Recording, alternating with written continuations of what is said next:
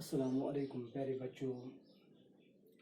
آج جو ہمارا ٹاپک ہے وہ ہے دا مغل امپائر.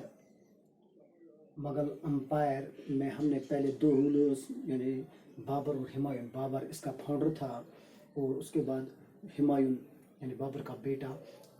دو رولر کے بارے میں ہم نے پڑھا تھا. آج ہمیں اس کے تیسرے یعنی جلال الدین محمد اکبر کے بارے میں، اس کی ایڈمنسٹریشن کے بارے میں، اس کی جو ارلی لائف اس کے بارے میں پڑھنا ہے. پیارے بچوں، سب سے پہلے ہم اس کی ارلی لائف کے بارے میں پڑھیں گے. جلال الدین محمد اکبر جو کہ ہمایوں کا بیٹا تھا اور مغل ڈائناسٹی کا تیسرا بادشاہ تھا.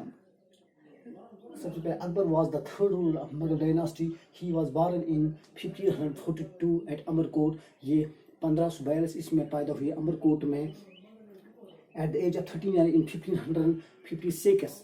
اس سے پہلے کہ جب شیر شاہ سوری کے پاس حکومت تھی، شیر شاہ سوری نے ہمایوں کے ساتھ دو جنگ لڑی جس میں ہمایوں کو شکست کا سامنا کرنا پڑا. اس کے بعد ہمایوں 15 سال کے لیے ایگزائل کے طور پر ایران گئے تھے. جب وہ ایران سے واپس آئے تو انہوں نے صفوی شاہ کی مدد سے دہلی کی حکومت پھر اپنے ہاتھ میں لیا اور 1555 عیسوی میں اس نے محمد عادل شاہ جو کہ لاسٹ رولر تھا سوری ڈائناسٹی کے کو ہرایا اور دہلی کو اپنے ہاتھ میں لیا یعنی دہلی کو کنٹرول کیا. لیکن اس کے فوراً بعد یعنی ایک سال بعد 1556 عیسوی میں ہمایوں کی ڈیتھ ہو گئی یعنی وہ ایکسیڈنٹ کا شکار ہو گئے، سیڑھی سے گر گئے اور اس کا موت واقع ہوئی. اس وقت اکبر کی ایج صرف 13 سال کی تھی تو اس نے مغل تخت اپنے ہاتھ میں لیا اور وہ مغل ڈائناسٹی کا تیسرا رولر بن گئے. لیکن اس وقت جب اس نے ایک جنگ لڑی، جنگ جو دوسرے سیکنڈ بیٹل آف پانی پت، اس میں اس کے سائڈ سے بہرام خان جو کہ ان کا وفادار جنرل تھا اس نے لڑا یعنی اکبر کے سائڈ سے. اور دوسرے طرف تھے ہیمو جو کہ عادل شاہ کے جنرل تھے. اس نے ہیمو کو اس سیکنڈ بیٹل آف پانی پت میں ہرایا تھا. اس طرح 1560 عیسوی میں تک وہ بہرام خان کے انڈر رہا اور اس وقت اس کے بعد اکبر نے ایک اور بیٹل لڑا جس بیٹل کا نام تھا بیٹل آف ہلدی گاٹھی. بیٹل آف ہلدی گاٹھی اس نے 1576 عیسوی میں لڑا یعنی 20 سال کے بعد. اس بیٹل میں اس نے مہارانا پرتاپ سنگھ کو ہرایا تھا.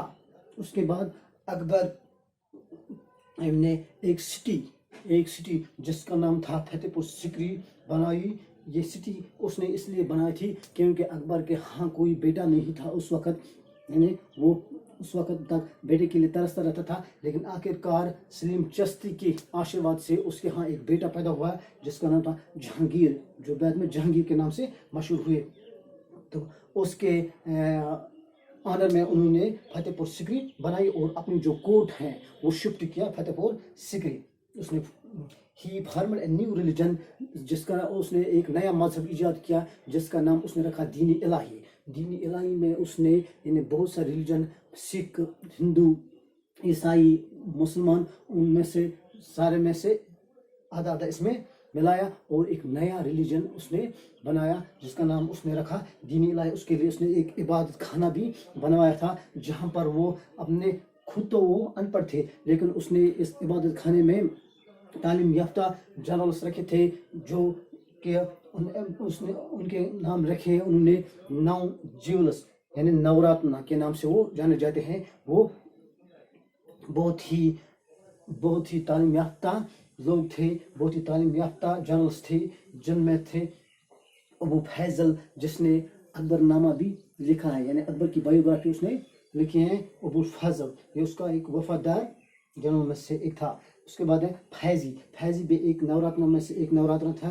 اس نے راج کبھی کے نام سے بھی اس کو جانا جاتے ہیں. اس کے بعد ہے بیربل جو کہ ایک ہندو تھا لیکن اس نے بھی وہ ایک محض ایک ہندو تھا جس نے دین الہی کو اڈاپٹ کیا ہندو. یہ بھی اس میں کہ اس کے علاوہ راجہ ٹوڈر مال جس نے بندوبست یا ضابطے سسٹم وہ اس نے انٹروڈیوس کیا تھا. ایک ریونیو منسٹر اکبر کے دربار میں وہ تھا.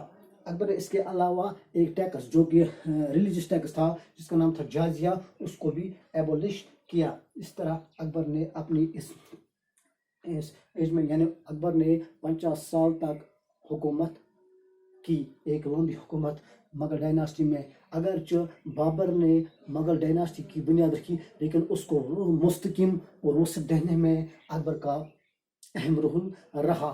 اکبر کے دور کو سنہری دور کے نام سے جانا جاتا ہے۔ Thank you.